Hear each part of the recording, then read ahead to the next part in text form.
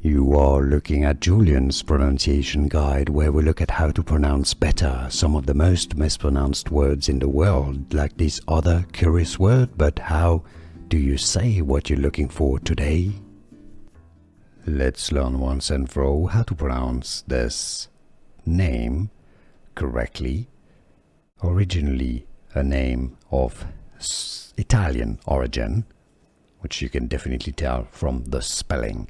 You're going to find it in Argentina and in Spain, also sometimes in France, but it's from Italy and pronounced as Santucci.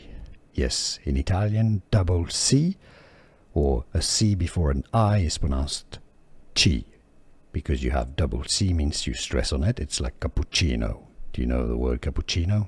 It's exactly the same. Santucci. Santucci. Generally, even in non-Italian speaking countries, it's pronounced Santucci. And now you know. Here are more videos on how to pronounce more confusing words and names too many mispronounced. Like this video if you found it useful. I appreciate your support. I'll see you soon and thanks for watching.